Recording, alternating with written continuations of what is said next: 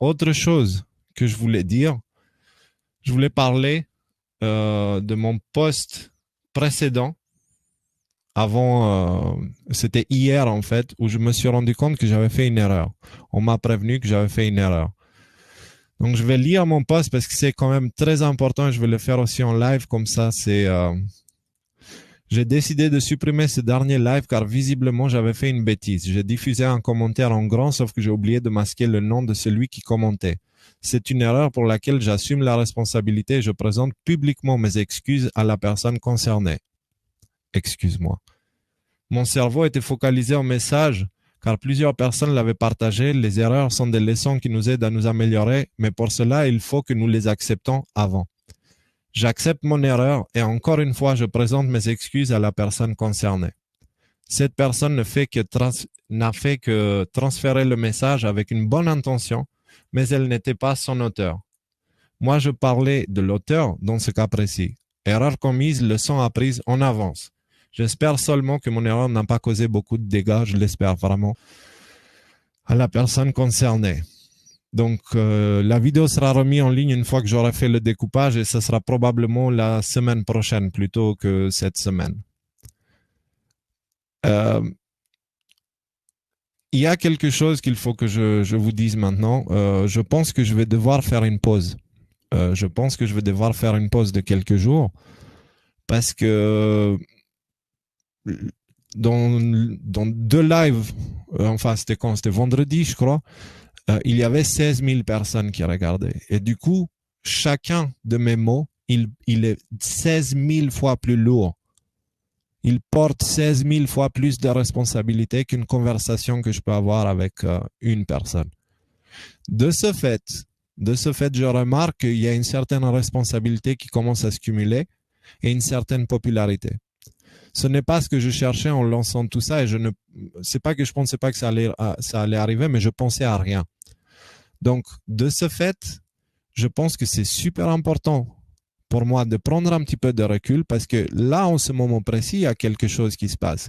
Quand tu as 16 000 personnes qui te regardent, ok, il y a ce dilemme qui commence à s'installer.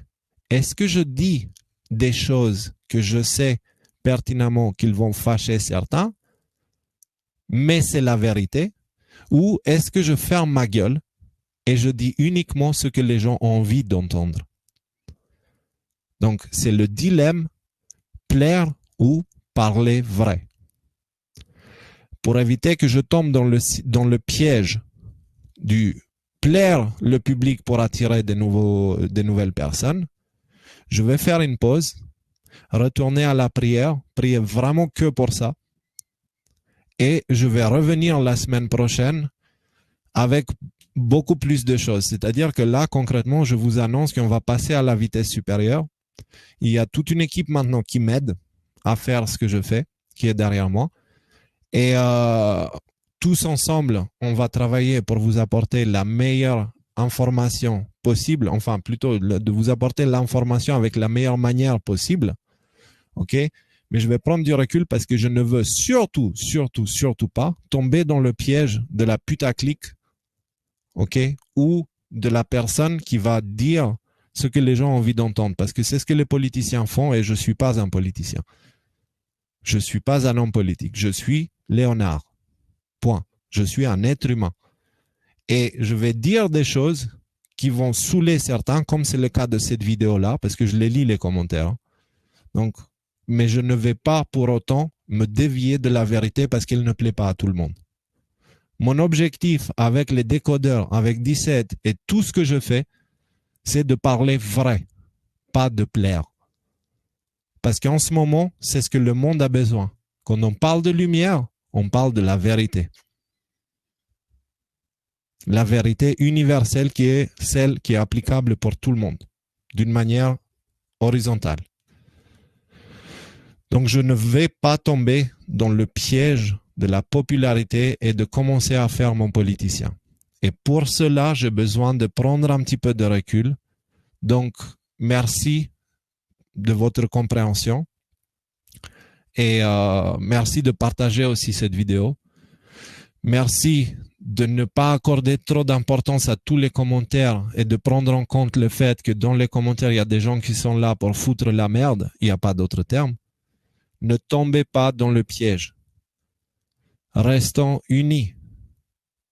On peut avoir plein de différences entre nous, mais on a un point en commun, nous sommes tous des humains. On a un deuxième point, nous voulons tous une justice universelle qui fonctionne pour tous. D'accord? Et 3, nous voulons tous un avenir meilleur pour nos enfants. Et les enfants de nos enfants. Et leurs enfants aussi. Etc. etc. Donc, sur ça, sur tout cela, je pense que je peux arrêter ce live maintenant, comme ça il reste assez court et facile à partager. Merci de votre compréhension. J'espère que vous comprenez ma position. J'espère que vous comprenez tout ce que je fais, pourquoi je le fais, etc., etc. J'espère vraiment, vraiment que vous comprenez le principe de généraliser, parce que dites-vous bien que si vous remplacez le mot gendarme par marocain ou albanais, d'accord, ou je sais pas moi, tunisien ou africain ou je sais pas, si vous remplacez ce mot-là, si par exemple on dit ah, j'ai vu 2 Albanais qui étaient en train de commettre un crime. Du coup, tous les Albanais, c'est des cons. Ça s'appelle comment ça? Ça s'appelle du racisme. D'accord? Mais c'est pas vraiment du racisme. C'est plutôt la généralisation. Moi, je sais comment ça a été blessant pour moi quand je suis venu en France au tout début et il y avait les réseaux de prostitution qui étaient là devant.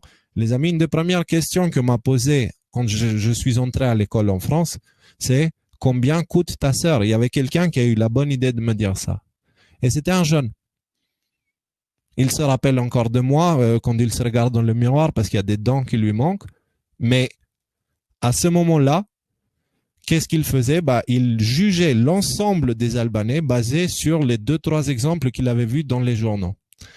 Et là, dans le cas des gendarmes, c'est exactement la même chose. Dans le cas des forces de l'ordre, c'est exactement la même chose. Qu'il y en a 2, 10, 20, 100 qui font des erreurs, qui commettent des erreurs, d'abord comprenez leur contexte et ensuite n'allez surtout pas juger les dizaines de milliers qui sont là dehors et qui font leur travail correctement, basés sur les actes de quelques-uns. Et gardez ce principe pour globalement tout ce qui vous entoure. Faites le tri de l'humain et ne les mettez pas dans des tiroirs avec des étiquettes. D'accord? Merci beaucoup pour votre temps. Je ne vais pas lire des commentaires ou autre chose là. Donc, merci pour tout. Et maintenant, le prochain live, ça sera probablement fin de la semaine prochaine. En attendant, la page et la chaîne YouTube vont continuer à partager des choses parce qu'il y a une équipe maintenant qui m'aide à faire ce que je fais. Et je les remercie tous. Donc, encore merci pour tout. Et à très bientôt pour justement mettre la vitesse supérieure et on avance tous ensemble, tous unis. On va y arriver. On va y arriver. Ça, c'est une promesse. On va y arriver. Que je sois vivant ou pas pour le voir, c'est pas important. Je sais qu'on va y arriver. Et je sais que la majorité d'entre nous ici verront ce changement. Merci.